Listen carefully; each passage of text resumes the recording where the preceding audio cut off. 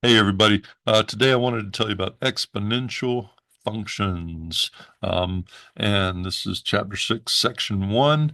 Very simply, a exponential function is when you have something of the form y or f of x equals some numbers raised to a power, and the power is the variable. It's 2 raised to the x power, and you can put different values of x in there, and it's going to multiply 2 how many ever times you tell it to. All right. So that's where we're headed, and let's see what it looks like. Uh, First, a story a long time ago. The story goes, I have no idea if this is true. There was a king who wanted to reward one of his wise men. Somebody did something good, and he said, "Hey, I'll give you anything you want. What do you want?" And the guy said, "How about some rice?" And the king said, "Rice?" And the guy said, "Yeah, I want some rice. Here's a chessboard, and all you got to do is put 1 grain of rice here on the first day, and 2 on the second one, and 4. Just double it every day. No big deal." And the king goes, "That's all you want? Just a little bit of rice?" And so he agreed to it. And the trick is that by the end of the middle of the second week or something, you're up 32,000. Three weeks and 3 days in, you're up to 8 million grains, um, billions of grains, trillions of grains. It's more rice than the world has ever produced, right? So it's just kind of a funny story, but it helps us think about how things increase when we double them every time or multiply them by 10 every time, whatever the number is that we're using. So anyway, blah, blah. Um, I've got two graphs here. You can see on the left-hand side, we're looking at a linear function, just goes up as a nice straight line, and y equals 2x would do that. You're taking 2 and you're multiplying it by x. So here's 1, and 1 times 2 would be 2, and 2 times 2 would be 4, and you can see the numbers that are listed off over here. It's just going up by 2 every time. Went up 2, went up 2, add 2, add 2. Okay? Over here, though, we're actually multiplying by 2. The function, the formula got shifted over, but this should be 2 raised to the x power. Very different graph. This one goes up much faster and steeper than the linear function that we looked at over there. And you can see that these numbers are not adding 2 every time, they are multiplying by 2.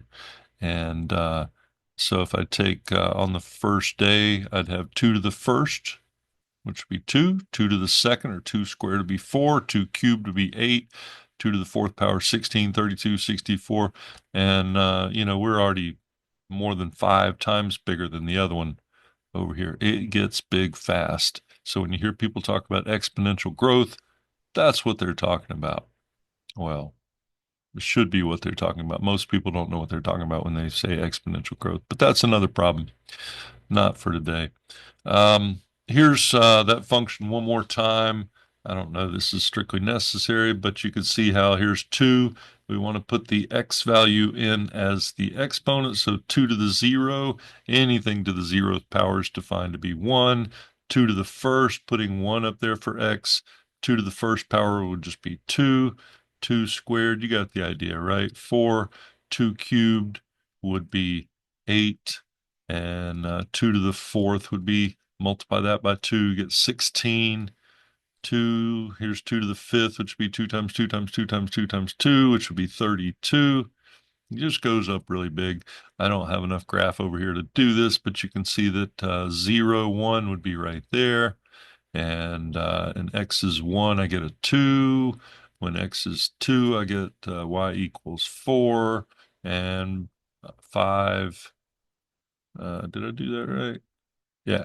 3. Yeah, 3 gives me an 8, which would be up here somewhere, and I'm already out of stuff. So it goes up there, and you're tempted to go, well, that looks like a parabola, right?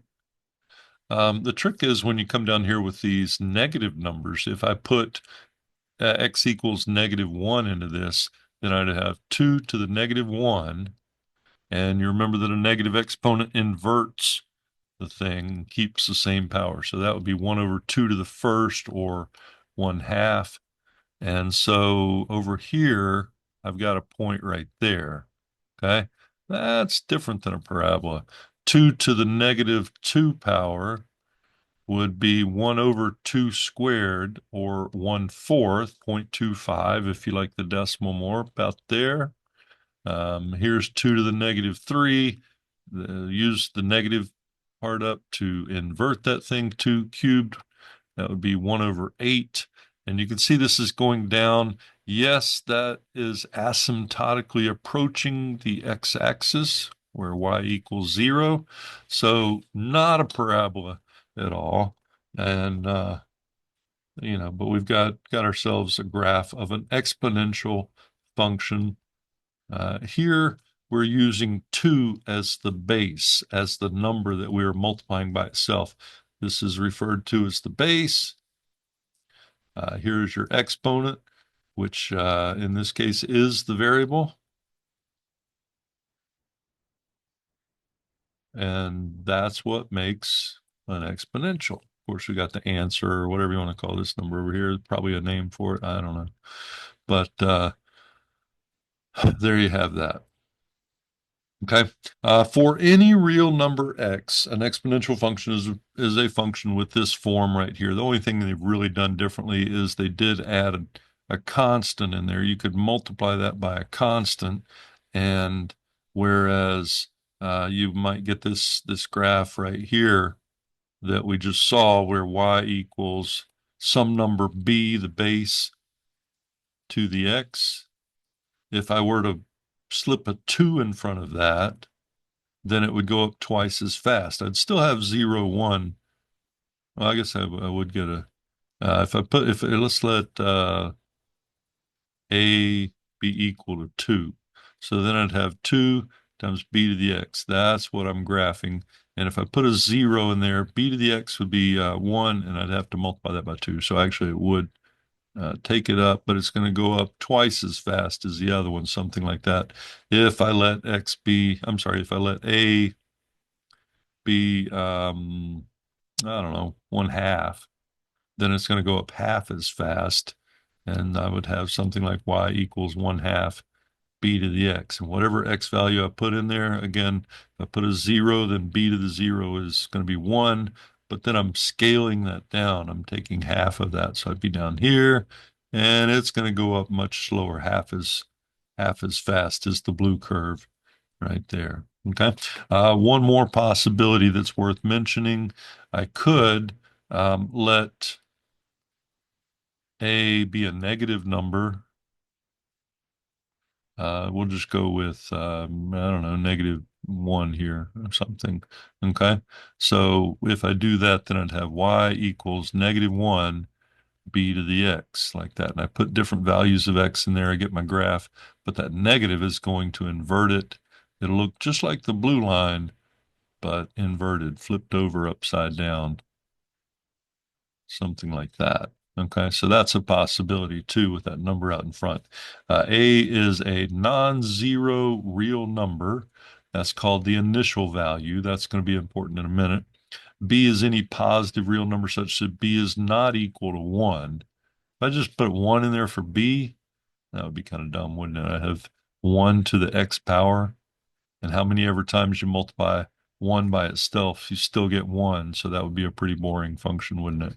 We don't want to do that. So they ruled out b equals 1, but any positive real number goes in there. The domain of f is all real numbers. That makes sense. I could put in anything, any value of x, and the range of f is going to be all positive real numbers if that a is greater than 0. The red line, the blue line, the green line all go from the x-axis, not touching it, all the way up to positive infinity. On the other hand, the range of f would be all the negative real numbers if a is less than 0. And we saw that down here with the purple line, where we let a be a negative number, it flips it upside down, so you get the bottom half of the graph. The y-intercept 0a is is that y-intercept. Probably should say, oh, okay, 0a, I'm sorry. Yeah, so remember how we put in a 2 here? and it crossed up here at 2, the 0.02.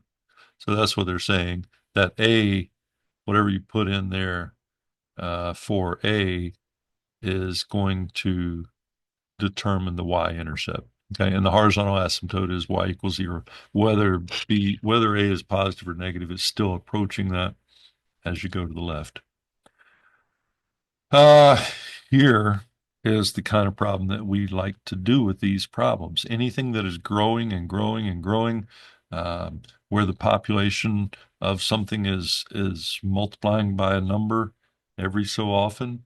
In this problem, they are saying that the population of China is 1.39 billion, and that was in 2013. They give us a rate of increase. And if that rate stays constant, what's the population going to be in 2031? So remember those numbers that we had. Um, the P here is they're using that for population. And specifically, it'd be the future number, the one in 2031. So population in the future. And A is that scalar number. And a moment ago, we called that the initial value. So at the beginning of the problem, ay, ay, ay, at the beginning of the problem, they gave us 1.39 billion. So that would be the number that we would put in there. And you can see over here in the formula where they filled it out, they just left the billions out. It's kind of a unit. We're going to tack that back on at the end, and our answer will come out in billions. All right. So we don't have to worry too much about that. The base that they're using here is 1 plus 0.0006. Now, my rate right here, we could call that R. This would be the rate of increase or decrease. So this one's increasing, but it also could be going down, right? We'll look at some of those. And decrease, there's no way that's spelled right. Decrease, I don't know, whatever. So that B, the base right there, is 1 plus R. Okay. And that rate we had was 0.6%. We don't want to put a percent into our thing here, so we're going to have to shuffle that over to a decimal. Here's my percent form. I need to write that as a decimal. All you got to do, of course, is move the decimal place 2 times, 1, 2 to the left. And now I would have 0.006 as the decimal version of that. And you can see what they did up here. They took the 1. There's 100% plus we're going to add 0.006% every time. That would give us a single number is 1.006. You could go ahead and put it together. They did not do that here, but you could. Lastly, the time is going to be the difference between these two numbers. We started in 2013. We ended up in 2031. If you take the final minus the initial, what would that be? 17, 18 years, I think. Okay. So you kind of got to read the problem and pick out the numbers and know what you need. Okay. But again, we're going back to that format where y equals some number times some number that is raised to a power. And here, um, that base is 1 plus or minus if it were the rate times time. Okay. But you can see how it's still the same setup. All right, so this one's all put in and everything. All we got to do is come in here and say I had started out with 1.39 billion people. I am increasing that at 1.006, and I'm going to do that for a time of 18 years like that. All you have to do is grab your calculator and come in here and put it in just like you see it. There's the 1.39. You can put the parenthesis if you want. I guess I will. 1 point, but you don't have to. 006. and then it is raised to the 18th power. So I'm going to use the little caret here and go 18. And in the year 2031, if everything stays the same, if there's not some disease, if there's not a war, if there's not some kind of Malthusian correction here, China will have 1.548 billion people. Remember to put your unit back on. And that's going to be the population in the future. That's pretty handy because we can, measure how much birth rate's changing now, or the population is changing now, and then make a prediction in the future. Things are going to change. Maybe there's a famine. Maybe, people get on a ship and go to Mars or something. But if everything stays the same, we've got a number that we can kind of work with. And we could put any number instead of 18, what's it going to look like in 40 years? So I'll pull that back up and you come in here and say in 40 years, now I'm up to 1.76 billion or something. So it's a handy tool.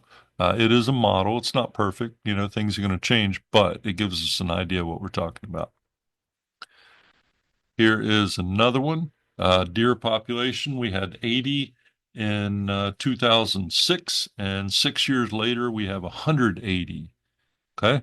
So what they want to know here is what is the percent of change? What's the rate of this? I'm going to go through, grab the numbers again. Of course, I've got 2006 and 2012. So when it's time to put in the time, I need the difference of those, which would just be 6 years. Okay. In 6 years, let's see, we started with 80. So that's my initial value.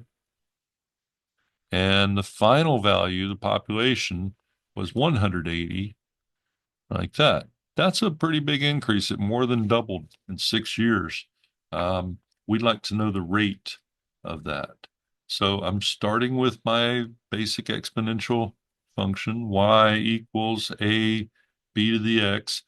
Here we're using it as a population model. So instead of y, we're probably talking about p equals, what we use here? I guess I'll leave it a. And the base is that 100 or 100% or 1 plus r, and we're raising that to the t. So we're kind of reshaping this into what we have. We're taking a, leaving that alone. That's my initial value. And b is that 1 plus rate. If it turns out to be going up by 5% every year, we would just have 1.05 right here. All right. And then for 6 years. So we've got that. Let's plug in the numbers that we have. P is 180. A is 80. Here I have a 1 plus R, and the T was 6 years. You can see that we know everything except for that R, the rate of increase, and that's what we want. What percent does the population increase? Go find R, what they want. So a little bit of algebra here is in order. Of course, we want to get that R by itself. So let's move the 80. I'm going to divide both sides by 80. And that will give me 2.25, I think. 80 would go in there two times. That'd be 160. I'd have a remainder of 20. 20 divided by 80 would be a quarter. 2 divided by 8, 1 divided by 4. Then here I've got the 1 plus r raised to the 6th power. Well, I can't get rid of that 1 yet because it's all tied up with the underneath that exponent. So let's get rid of the exponent. I need to take the 6th root of both sides. I don't think we've done a 6th root in here, but if it was squared, we'd certainly take the square root of it, wouldn't we? So we need to do that so that the 6th root and the 6th cancel each other, like so. And then all we have to do is subtract 1. But let's go ahead and get a number for the 6th root of 2.25 on your math button right here. Now, if you got a different calculator, you got to go looking for it. But on the TI, you can hit that math button, and there's a list of possibilities here. Number 5 is the xth root of something. So we want to do the 6th root. What you got to do is you got to put in the 6, hit this number 5 right here, and then put in the 2.25. So I'm going to go back, and I'm going to put in the power, the root that I want, the sixth root, hit the math button, come down to that option right there, and now it's ready to take the sixth root of something, and we want 2.25. So we're looking for a number that we can multiply by itself 6 times and get 2.25. That number is 1.1447. So I'll replace that down here. 1.1447. That's probably enough of it. That's equal to 1 plus r. Now the last step, of course, would be to subtract 1 so that I've got the r by itself. And the rate of increase here is just going to be 0.1447. Of course, that's the decimal version, and we're probably going to want that as in a percent because that's what they ask for up here. So I'll move the decimal place back twice this way, and that would work out to a 14.47% as the rate of increase.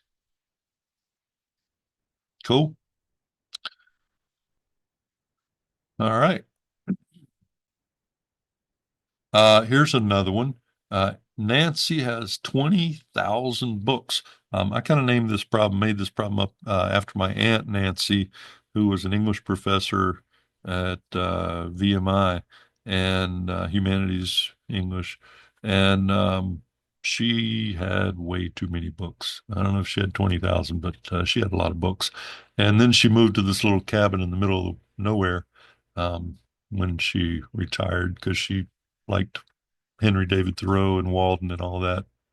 That didn't last a whole long time. But then she moved to New York City, so lots of changes going on. But here she needs to get rid of her books, right? She's going to give away 20% every day. And, it's tempting to go, well, you give away 20% first day, and so that would knock you down to 80% of what you had, and 20% would get you down to 60, 40, 20. You only got 5 days and you'd be rid of all your books. But that's not what's happening. We're giving away 20% of what's left every day. So there's a little table of this where they've already graphed it out. Here's the graph of what it's going to look like. Notice this one is not going up. Our exponential function we did before went up like that. We would call that exponential growth, whereas this curve is what we call exponential decay. It's going down by the same factor every day, every month, every year, whatever the time unit is here. If you take a chunk of uranium and you put it on your desk, I'm not recommending this, you're going to start with a certain amount of radioactivity coming out of it, and then it's going to fall and fall and fall. It's giving that energy up, right? So that's an example of exponential decay. But giving away books would be the same kind of thing, and we're giving away 20%. Let's see what numbers we've got here. I'm going to write down that same old formula, y equals a b raised to the x power. In this case, the y is the number of books that we have, so why don't we call it b for number of books, and that'll be the future number of books. And I've got that a. A is the starting number, the initial value, start number of books. I got to have B, and before we had 1 plus R, so we could either go that way or we could say 1 minus R here. That rate of increase is 0.8. If I take the 20% that I'm giving away, write that as a decimal, then I'd have 1 minus 0.2, which would be 0.8. So after the first day, I'm going to have 80% of what I had to start with. And the second day, I'll have 80% of what I had left on the first day. And it's going to drop by 20% every day. So I need that number in for B. Guess I could keep going here. We'll keep that. We'll go ahead and put 0.8 in here. I'm going to fill in all the numbers in a minute. X is the time, of course. So, X, T, whatever you want to call this variable. That time is 7 days. They gave us that right there. All right, so hopefully that makes sense. And the number that we know here is this A. We started with 20,000, and then I'm multiplying that down to 80% every day for 7 days. And I can come here on my calculator and just put it in just like it looks. There's no big deal here. 20,000. I want to multiply that by zero point 0.8, and then I'm going to raise that to the amount of time. And you can put any number, but they ask after 7 days. And so I just put that in. And after 7 giving aways, I should have 4,194 books left. Okay. Clearly it has to be an even number, so we'd round or, but it's giving us a model that we can kind of work on and stuff. Here is the first day. Evidently, we didn't give anything away the first day. This is what we started with. It'd be better if this was a zero and it went, after the first day. We gave away 4,000, so now we're down to 16,000. 20% of that would be 3,200. So we give 3,200 books away. That gets us down, after the second day, third, however you want to count this. 12,800 here, 12,800, still too many books, right? We give away some more. 20% would be this much. So give that away, leaving us this. And we knock it all the way down. And here, after 7 days, on the eighth day, after we've given away for 7 days, um, we've got 4,194. The graph would look like that. And it's going down. Of course, you can see it's approaching zero. But again, theoretically, it never gets there. Um, even if kind of the old thing about if you have a cookie you really like and you want to make it last as long as you could eat half of the cookie every day, right? Here's the whole cookie. I've got one cookie. Well, after one day, if I eat half of it, I'm down here at half. And after 2 days, I'm going to eat half of what's left. So half of a half is a fourth, and half of a half of a half is an eighth. And here's a 16th and a 32nd. But I've still got some cookie, right? And I'm stretching this thing out. Theoretically, you never run out of cookie. All right. I think it's very, very small. And, at some point you're down on the atomic level, and that's a whole nother problem. But we're asymptotically approaching zero there and getting closer and closer. All right, if you want to find an exponential function that passes through this, let's say that you get some data, the graph is looking like that, and you could say, oh, I've got a point at 2, 1. That's on my exponential curve. Here's another one at negative 2, 6. Now, something got shoved under here, so I'm going to scribble this out. I'm going to go ahead and scribble this one out. This one's okay. It's all there, but just to show you what we've done here, we've got 2 data points. And I need to know what this function is. Specifically, I would like to find A and B. Okay, I don't have those. The X is going to be the exponent, and I want to be able to put any number in for that. And then the Y is telling me what's going on up and down. So I'd like to leave X and Y as variables and find A and B so that then I could find or predict all the other points on that curve right there. So what we're going to do is we're going to take these 2 points. It doesn't matter which one you do first. Let's take this one. I have an X value of negative 2, and that gives me a Y value of 6. So if I take that, X equals negative 2 and Y equals 6, and put that into my function, here's the Y, that's a 6. A, I don't know. B, I don't know, but my X value was negative 2. That's, now I've put in one data point right there. You can see there's still 2 unknowns, so I can't solve that directly. I have to have a second point, and I can come in down here with a second point and say, well, the X value is 2 and the Y value is 1. So if I go into that same formula, my Y value is 1, and I don't know A, I don't know B, but the X value that gave me that 1 is a 2.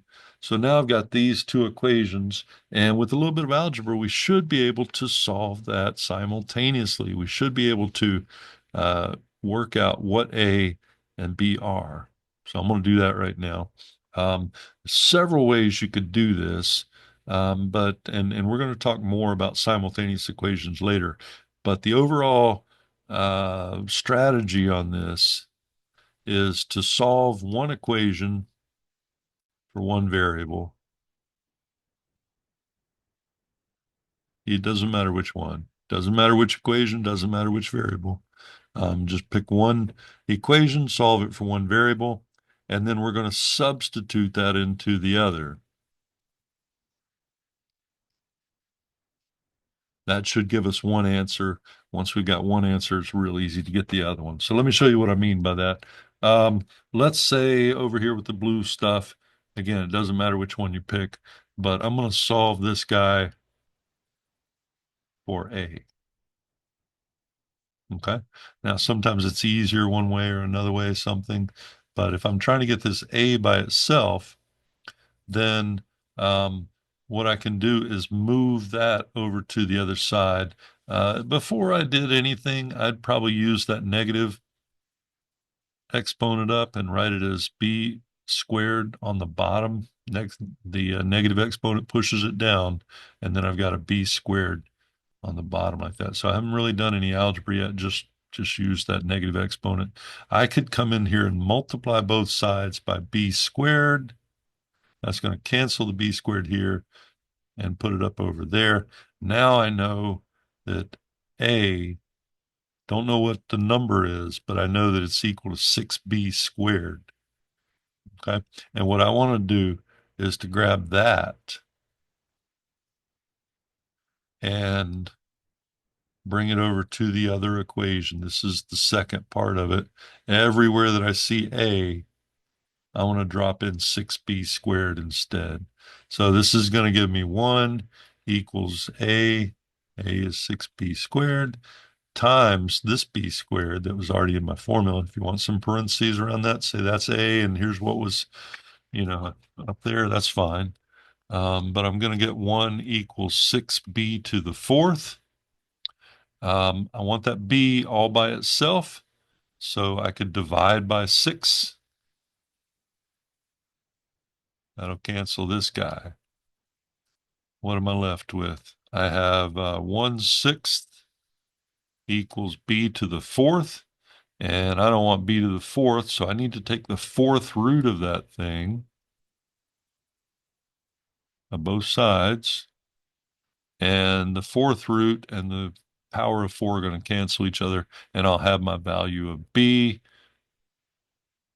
We've already seen on the calculator that it's very possible to take any root that you want. So not sure why I put that on top of what I needed. But if I hit the 4, hit the math button, go down to the xth root option. Now I'm taking the fourth root, and I want the fourth root of 1/6. I'm going to put that in parentheses just to make sure I keep all that together. And there would be the fourth root of 1/6, which is 0.6389. Let's keep those first 4 digits just for you want a 0 out front. That's fine. 0.6389. I now have a value for B, which is one step closer to where I wanted to be. Okay. But at this point, it's real easy to get the other number because I already know that A is equal to 6 times whatever B is squared. And now that I know what B is, I can just bring it up back over here and plug it in right there. And I will have A is equal to 6 times B, but B is 0.6389, and I need to square that. So calculator's all ready here, and we can go 6 times 0.6389, raise that to the second power. We could have hit the squared. That would work too. Right there, I got a 2.449.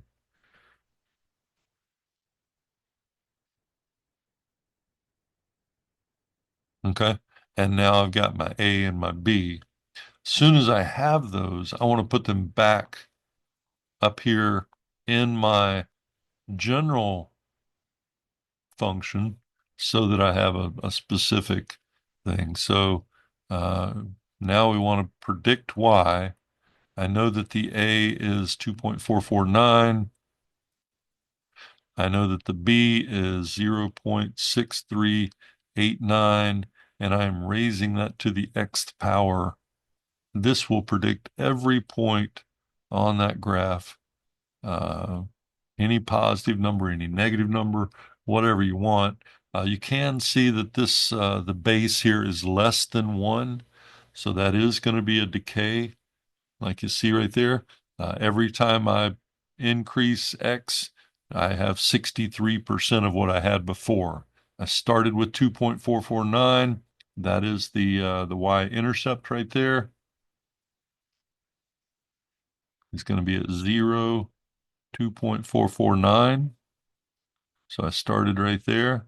And after one day, I was here. And after 2 days, I was right there down at 1. And then it just keeps dropping like that, taking 63% every day off. Now I've got 63.89% left of whatever I had the day before. All right. Still got cookie. Okay. So I think that's the first simultaneous equation we've done this semester, but basically you want to solve one equation for one variable. We plugged in those numbers that we had. You got to have two data points if you've got two missing variables, A and B.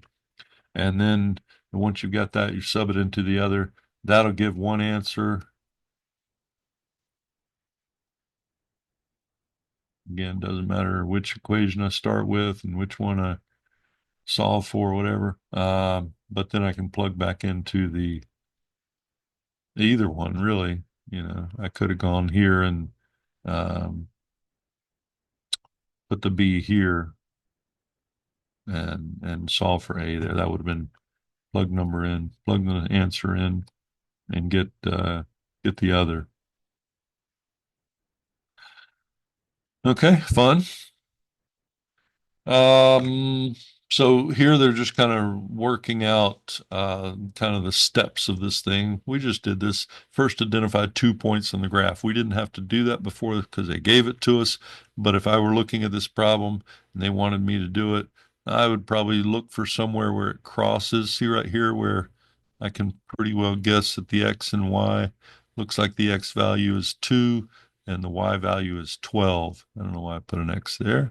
Let me fix that. When X equals 2, I get 12. So that would be one data point. Is there another place? Ooh, right here.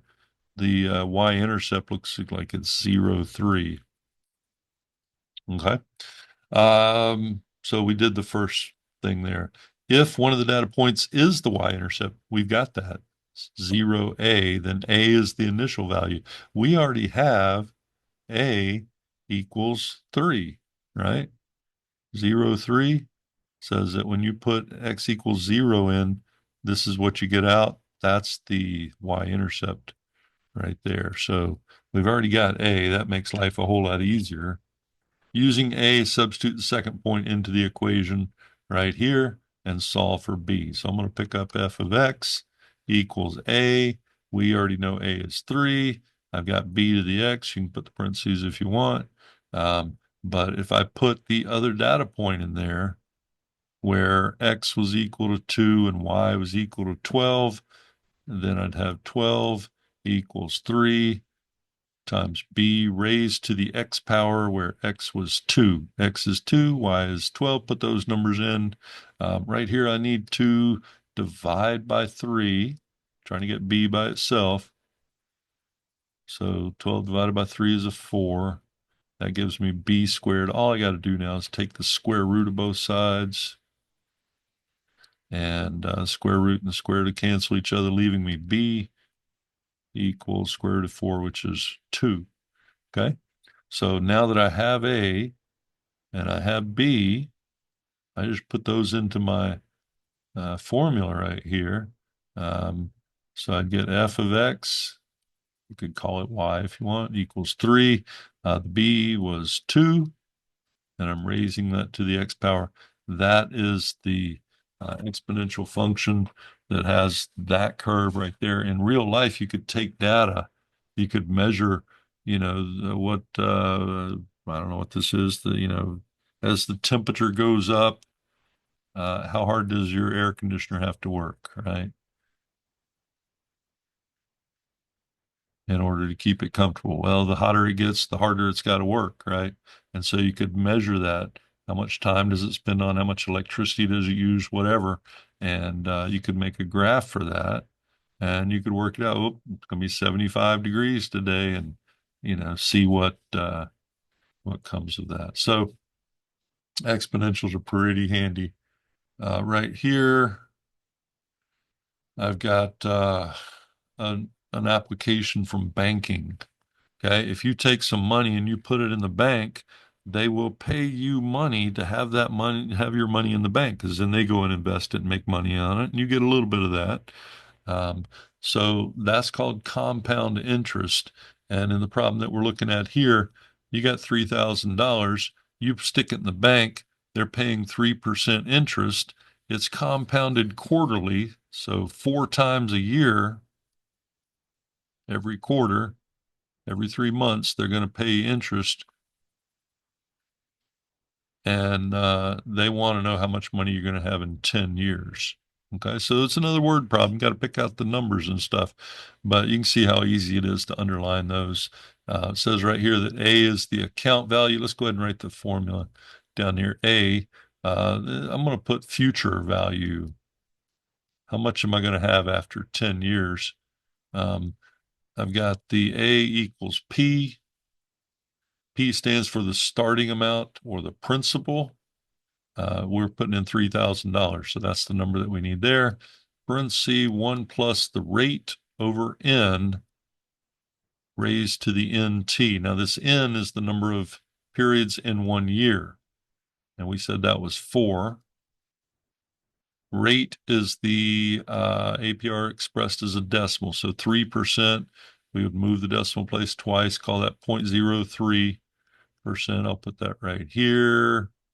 It's good to get all these numbers and label them so you know what you're working with. P is the principal, starting amount $3,000. T is the number of years. That was going to be 10 years. And we're looking for the future value of this thing. So now that we've got all our numbers cataloged here, we can come along and say, I'm putting in a principal of $3,000. You can put the dollar sign if you want. 1 plus the rate was 0.03. I'm cutting that up into 4 pieces.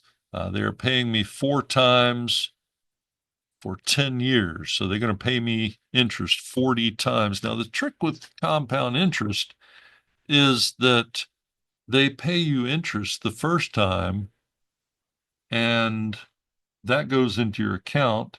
And then the next time they pay you interest, they're paying you interest on the interest that you just made. So it multiplies, it goes up. Here's my 3,001 plus 0.03. Just enter it just like it looks. Divide that by 4.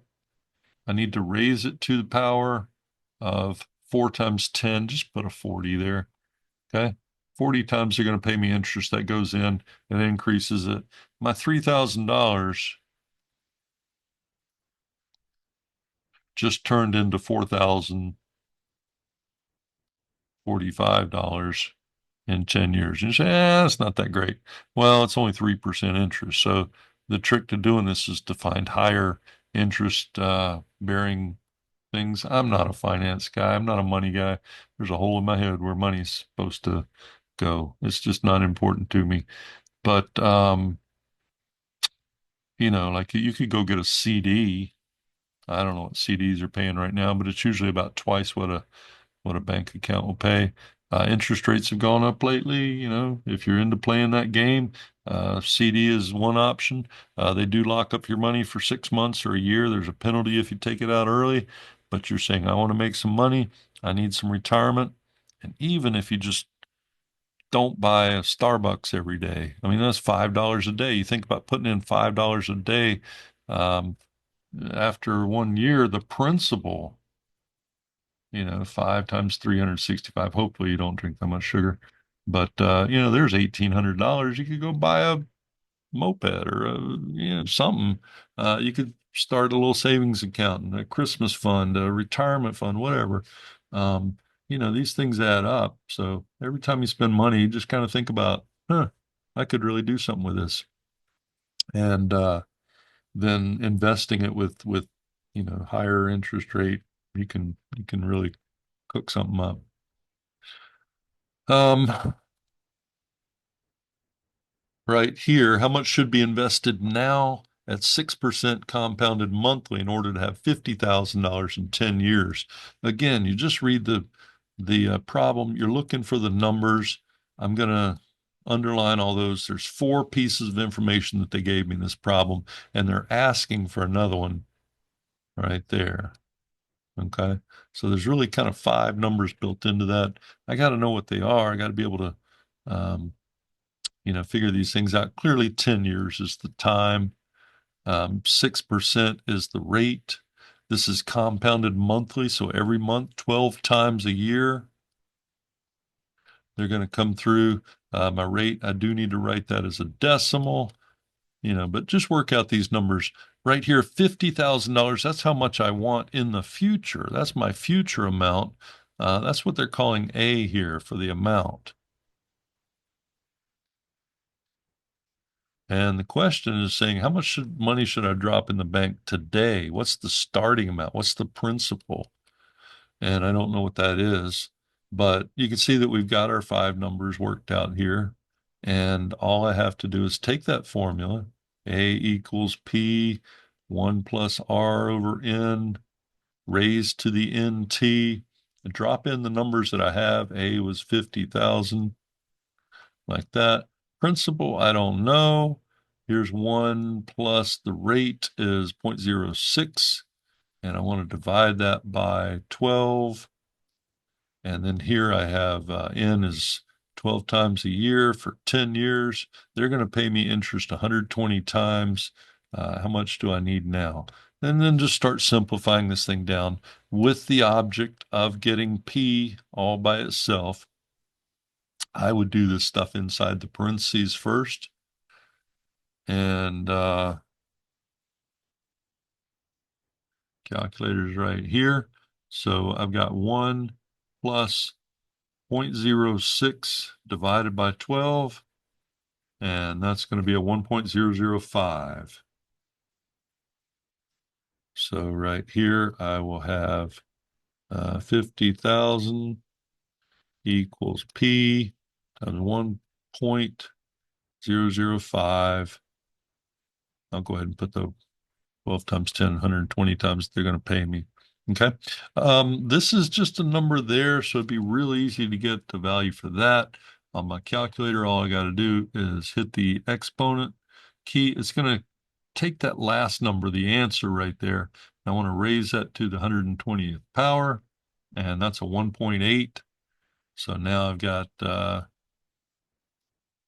50,000 equals the principal times 1.819. That's probably good enough. You could keep going a little bit if you want, but clearly I need to divide by that 1.819, and that would be 50,000 divided by 1.819. And the amount of money I need to drop in the bank today to have $50,000 in the future is $27,000. The money almost doubles. That's at 6%. You could probably get that on a CD these days. And, you know, so $27,487.60 will turn into $50,000 in 10 years. And they say, well, 10 years. Yeah, 10 years, right? But you're only putting in money one time. There's another formula if you're in a business math class or something. They have another formula where what if I put in $60 a month or, $12 a month, whatever you can do, just stick some stuff away and don't spend it, and then you only get to spend it once. That's what I always told my kids. Time and money, you can only spend it once. So find a good use of your time, good use of your money, and invest it well. Um, this is kind of an interesting thing. I want to zoom through this real quick. We're going to come back and see more of this later. If I put $1 in the bank and they're paying me an insane amount of 100%, if they only pay me once a year, then here's my principal, and here's the interest that I get paid. 100% would be $1. So now I have $2. All right. If they pay me semi-annually, that would be n equals 2. This was n equals 1. They pay me one time a year, two times a year. Quarterly would be four times a year. Monthly is 12 every month. Every day, I'd have 365 hourly. Well, I don't know. That's 365. If you want to count leap year, put 0.25 in there and then multiply by, I've got 24 hours per day, whatever that works out to. Take that number, multiply by 60, take that number, multiply by 60. You could work out how many times this is. The more times they pay you per year, the faster that interest goes into your account, and then you make more money on the account, right? So paying twice a year would go up to 225, 244, 61, 71. You can see how this is increasing, but it's starting to level out here, right? It didn't change much here at the end. And the ultimate thing would be, what if they paid you continually? And if it's continuous interest rate where they're just always paying it, now it is going to divide the rate down, see how the your actual rate of increase gets 1 over 1, 1 over 2, 1 over 4, 1 over 12. So you do have that. But oh, here are those numbers right there, 8760. You can see how many seconds there are in a year there. I don't know if they counted leap year or not, but this is a leap year. So, well, I'm in 2025. Uh, it's not a leap year. Uh, every 4 years. I'd have to think about that. I guess I could look at the calendar too. Anyway, that number approaches this weird, irrational number called E, and the value of E is 2.718282. It's irrational. It never repeats, never terminates. This is built into your calculator right there, E to the X. So if I go second, hit this button, which is natural log, we'll see that before the end of all this, and just put a 1 there. E to the first power should be E, right? And right there, that number is in your calculator, ready for you to grab anytime you want.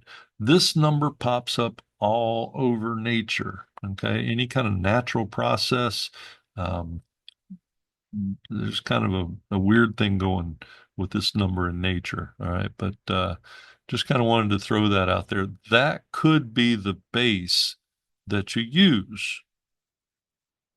And on this next slide here, you can see for all real numbers T and all positive numbers A and R, continuous growth or decay. There's that continuous growth or decay. They're saying that you could use this formula, A times E to the RT. And right there, that's that continuous growth. In certain business applications, if you're doing continuous interest or something, you'd put in the principal and E to the RT. So that number just pops up. Again, it's there in your calculator. And sometimes we'll do more with that later on. But I think that's more than enough today. So thanks for stopping by. Bring your questions, class, and we will figure it out. Thanks.